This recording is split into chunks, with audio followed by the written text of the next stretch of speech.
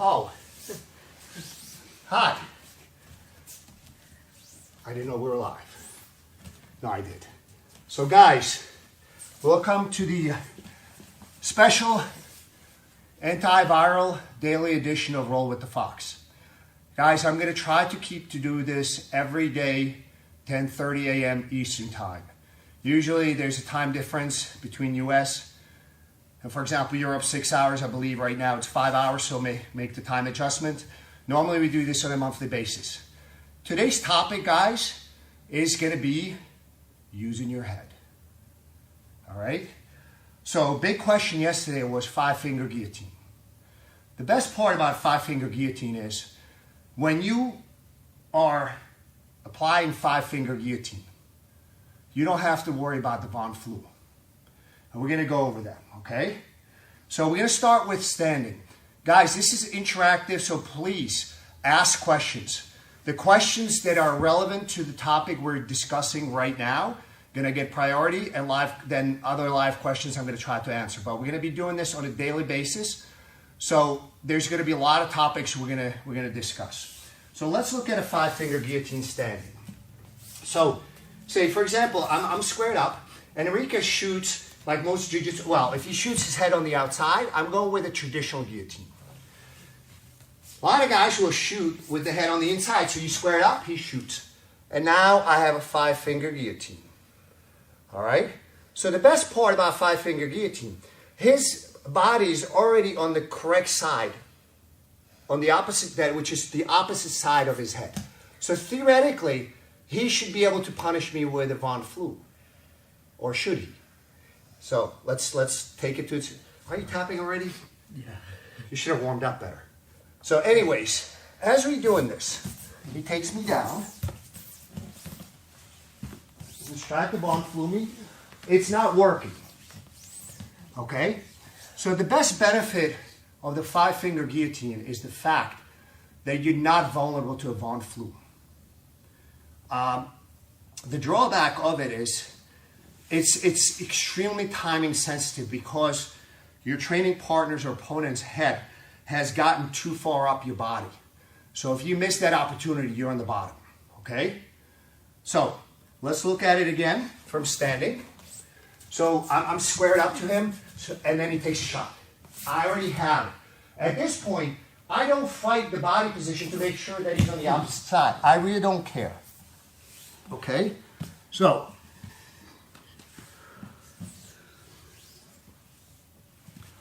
it's working well. Guys, the best part about it too is this grip is you could practice on your own, literally sitting at your home. So again, I try to make things relevant to those that might be quarantined or, you know, are basically prohibited from going outside, like in some countries like in Italy, and I'm sure a few other countries. So guys, again, this is a grip that you can practice on your own. Do you guys see how I'm using my head? Now, that brings me to a very interesting topic. Did you know you could use your head for 2 purposes? One is to think. I know a lot of us don't use it for that. Okay? So guys, in the current environment, please use your head to think. And what I'm talking about is contact. It's not necessarily touching. 5 feet, that's the general guideline. There may be, 7 feet is you're more comfortable with, or 3 feet.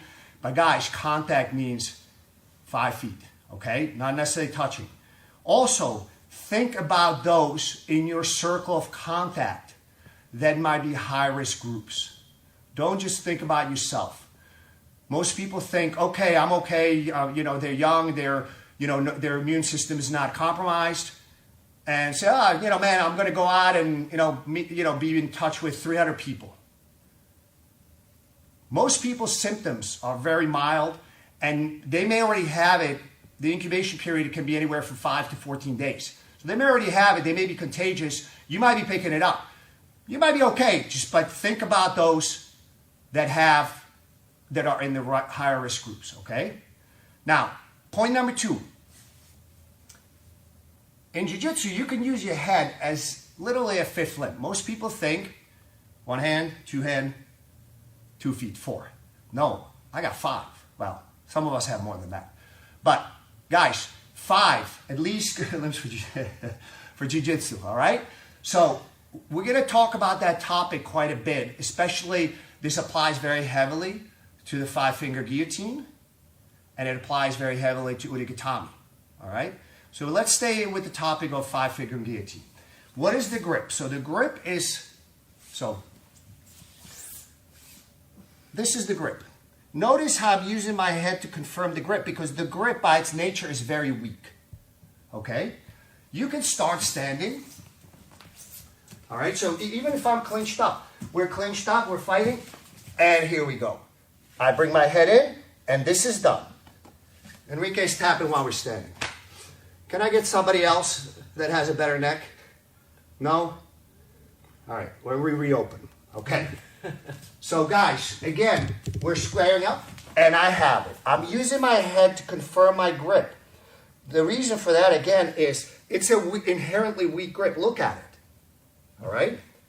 So as he's driving, and he falls. Now, this is where it gets interesting. You gotta stop tapping so fast. Go out. There's people from literally all over the world watching us, and you keep tapping. Yeah, it's so tight. So guys, I know I'm picking up my head off his head. The reason I'm doing that so I can explain this to you. So I want to have my head there. You could literally drill this on your own, okay? So when you're doing this, so it applies not just standing, it applies also when your guard is about to be passed. So a lot of times I'm fighting, and this is good defense against guys that drive. So a lot of, they drive with their head. So what we're gonna do is, as he passes my guard, look at, guys, this time resist the temptation to turn to him. Now is the time to turn away. One of two things is gonna happen. He's gonna tap. The other possibility, there's only one escape from this, once the grip is strong, is to literally roll through, and then I stay with the grip and finish him from the top. Don't worry, Mike, we come back in the middle. All right. Guys, how does the camera work today? I hope it's better, because today it was done my way. I know Mike's laughing, but I threatened to have him be my Oka today. So let's look at it again, guys. Off the guard pass. Same grip, same principles. All right, this is the connection.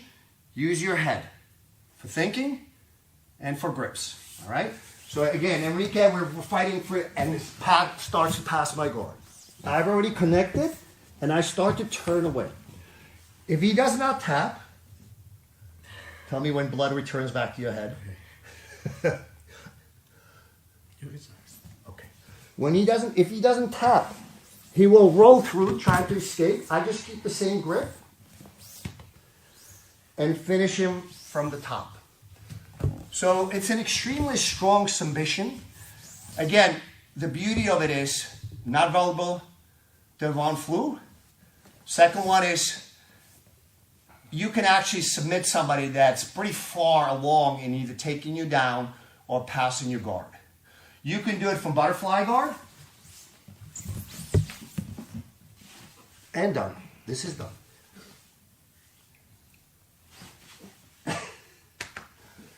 Or you can do it from just about having your guard passed.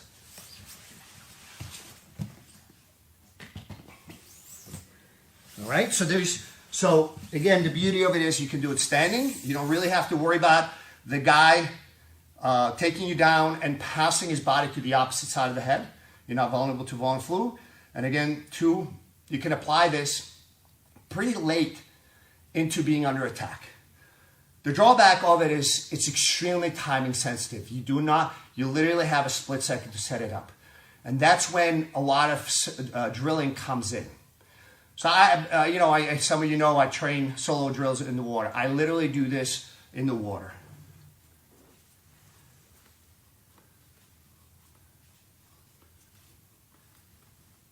All right, so this is probably one of the simplest solo drills you could do. Yesterday we talked about visualization. Again, guys, if you visualize, it helps your game. If you watch technique repeatedly, even if you cannot drill it, your game will get better. Your body absorbs technique visually.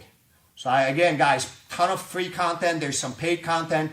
Whatever you feel like, try to go to guys whose techniques you're trying to adapt to or like bring into your arsenal, or guys that have a similar game to yours.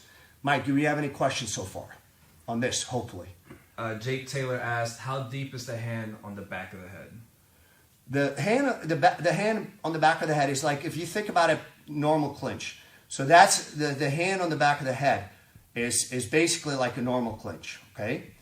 The hand, this is dramatically different. As you know, my normal guillotine is very shallow. And that's what I try to aim for, because if you lose this opportunity for a 5-finger guillotine, you're gonna be on the bottom, and most likely the guy's gonna be on top cross-side. It's an extremely powerful weapon, but again, if you fail, because you're applying it so late, once under attack, you probably will wind up in a bad position. If I hit my normal guillotine, it's shallow, so I'm choking between my forearm and sort of my hand. I can generally control the guy's head and therefore body positioning. So I can segue into other things, into a more dominant position or into anacondas or a few other follow-up submissions. With this one, it's not that. So the hand behind the head is basically like a normal clinch, elbow down, but this one is deep. So this one, what I'm aiming for is more like of a traditional rear naked choke grip, all right? So basically his trachea is right here, all right? And don't forget to use your head. And Elad Sapir from Israel asks, exactly how do you apply the 5-finger guillotine? Like, what's the squeeze? Guys, this is an excellent question, Elad. The finish on any choke, guys, is, whether it's triangle choke, whether it's a rear naked choke, whether it's a guillotine, it doesn't matter. A lot of people intuitively, when they triangle people, they want to do this. They think by stretching them out, you're actually, look at the hole. You're not doing it better. And then we try to jam somebody's head into it as a way to sort of make it better. But this is what we're trying to do, is we're trying to crunch up. Same thing with the guillotine. We're trying to crunch up. Same thing with the rear naked choke. We're trying to crunch up, shoulders in, the upper body is heavily engaged. It's the same thing. So when I lock this up, okay, look what happens. So I lock it up. This is where his head is, and my head is on this. I try to lock it up. And again, guys, if you've seen any of my videos on a guillotine, Firas and I have done a fairly lengthy one on guillotine. It's on TriStar Gym channel. When I lock this up, guys, the shoulder forward is a huge, huge factor. So yesterday, if you watched UFC, it was a guillotine finish. And again, if you notice, the shoulder forward is probably the single most important factor in a successful guillotine. So it's the same thing. So when I lock up, look what happens. So I'll lock it up, and look what happens to my upper body to make it tight. All right? So I hope, again, lock it up and put your shoulders into it, put your whole upper body into it. I hope that answers the question. Is there any other questions on this topic? No other questions on this topic, guys. So now everybody's an expert on 5-finger guillotine. Yes. Let's move on. How can you use our head in other techniques in Brazilian Jiu-Jitsu? Okay? So, one of the things I use my head for is with a guillotine. So let's look at it, guys. This is actually a very good test. Look, this is no-gi. It should be very difficult for your training partner to pull his arm out. Not impossible, especially, it's a little bit harder with no-gi, but it should be very difficult. All right, so when you use your head, engage it heavily. You don't usually tap on this when we're training live. What's going on? I'm not fighting you. I'm not fighting Fox. So, again, guys, when I'm about to hit an udigtami, upside down arm lock for those, I use my head, I literally put it on the shoulder.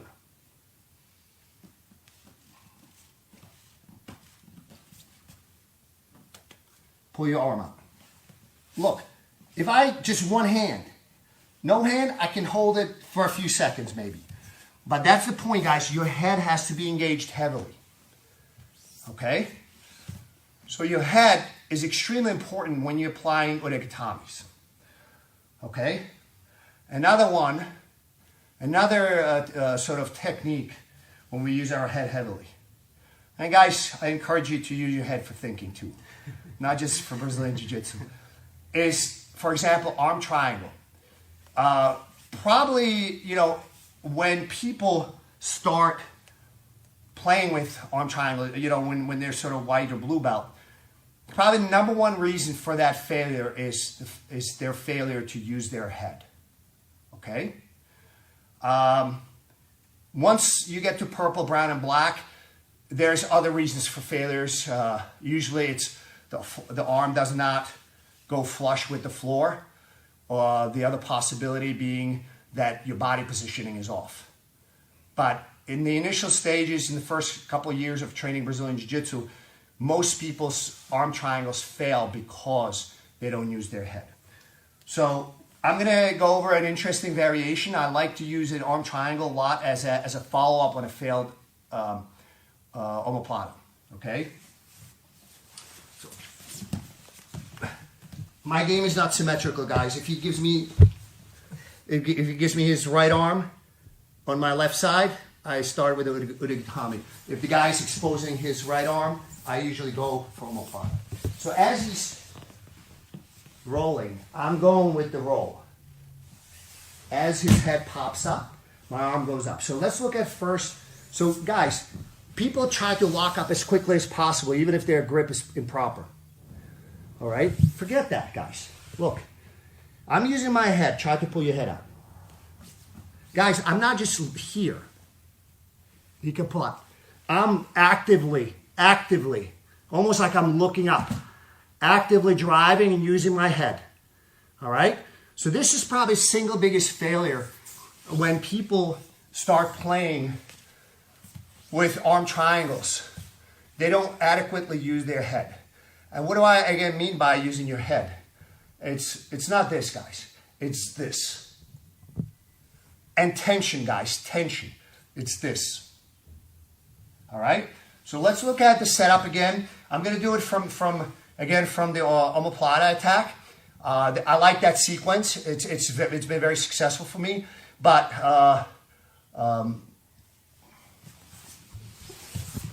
so I start to feel him escaping. Put my head down to the floor, and I drive. I keep everything I focus on is my head. This allows me to put my hand down.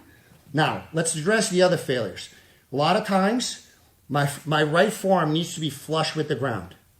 Okay? If your right forearm is not flush with the ground, your grip is not proper. So if you need to, lift his head up to get a little bit deeper. And then I just focus on my shoulder forward. And doesn't go very far. So, guys, there are numerous instances of using your head for Brazilian Jiu-Jitsu besides thinking, strategy, and so forth. Another one, guys, knee bar.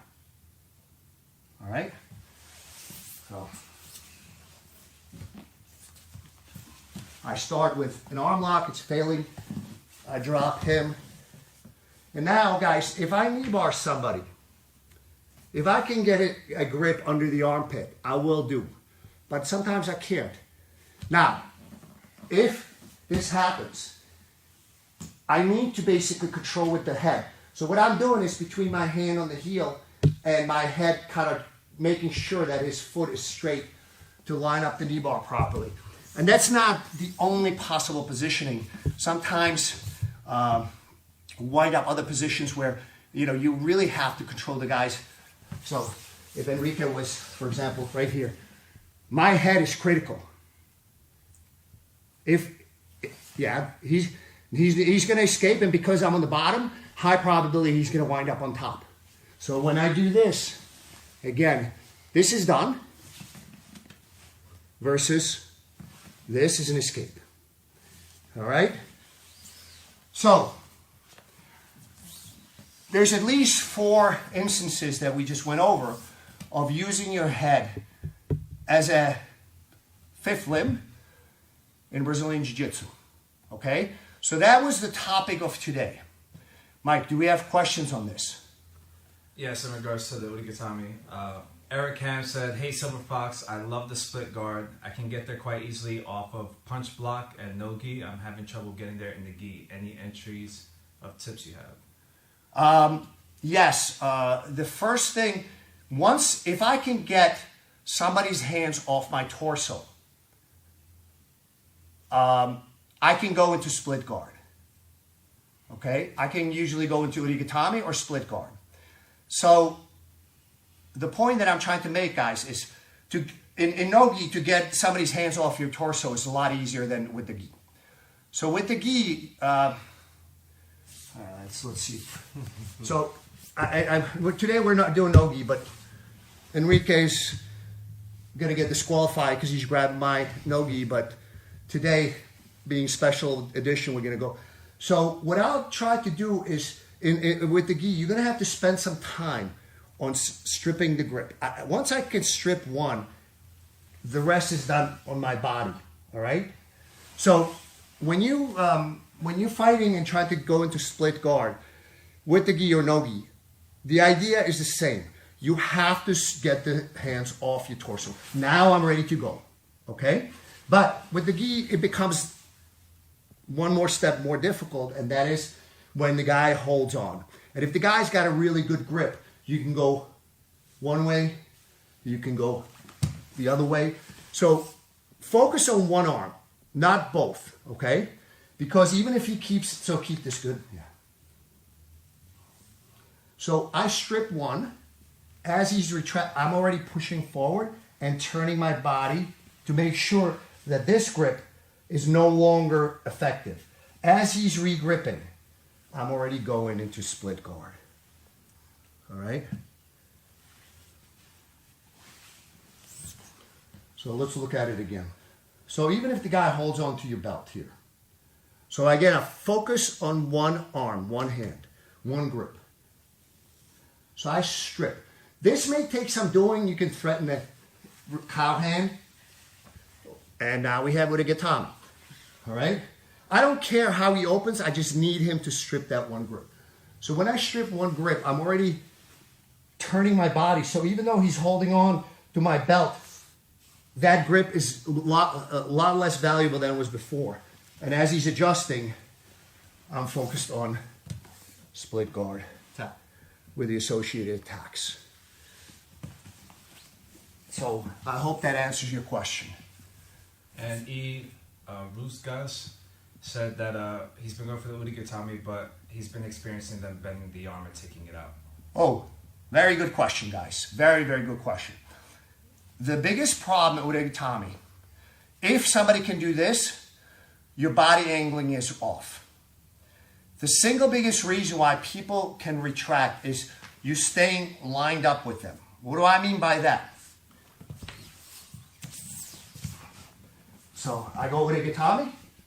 See how lined up I'm with Enrique? It's easy for him to withdraw. Okay? So if that happens, as he's withdrawing, hold on just a little bit longer. So try to trap at least his wrist so you have an opportunity to go into a triangle. It's a very good segue into that. Okay? So let's look at it again. So I go with Urigatami, but I stay to line up. I trap just his forearm just long enough that I can go into a triangle. All right? But to really threaten him, what we need to do is go perpendicular. So as soon as I'm attacking with Urigatami, hey, do you guys notice how I'm using my head? Yes. All right? As soon as I go for Urigatami, I'm trying to go perpendicular. Try to draw. Yeah, it's much more difficult. So as soon as I go into Urigatami, I try to go perpendicular. If you're lined up, it's a lot easier to counter this way. If that happens, try to hold on to the forearm or the wrist split second longer, because look what happens. So if somebody has an urigatami, right now this is going to be very difficult for me to escape. This is easy for me to escape, but watch how my head moves in response to a relatively minor threat. It goes in. Do you see the opportunity for a triangle? Okay, let's look at straight.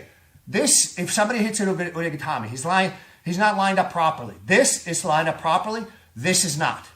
This now is a big threat. So here, I can defend very easily. All I have to do is move my head forward and this. This is the opportunity for triangle. Look at my body positioning, look at my head positioning, look at my posture. This is perfect timing to hit a triangle. So as you're doing this, try to hold just split seconds so you can hit him with a triangle. But this is where you want to go. You want to go almost perpendicular. Immediately, I'm going perpendicular. Now, this is going to be very difficult for him to withdraw. All right?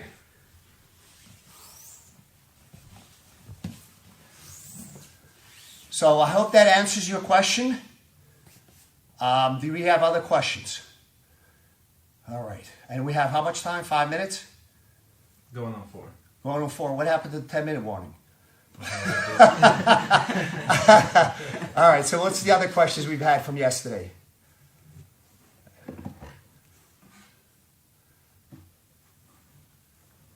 Favorite setup from triangle on the back from Tara Wolf. Hi, Tara. Hope all is well. So, is this what you're talking about? I think so. Now, are you talking about favorite submission from here, or how do I get there? I think how do you get the setup? Setup? All right. So, my favorite setup is this. I'm not the strongest guy in the world. So when I attack the guy's back, I don't try to control too much. So what I'll try to do is, attack one side. Now Enrique's defending. He starts to escape the other side. So what I'll do now, he starts to come towards me. A lot of times they'll bring their arm in, or even if he doesn't, I wind up in this position. He tries to retract his arm, which is a threat. This is probably my favorite setup. I know there is no specific thing. What I'm looking to do is control his shoulder, both of them. And I constantly threaten the choke and either arm.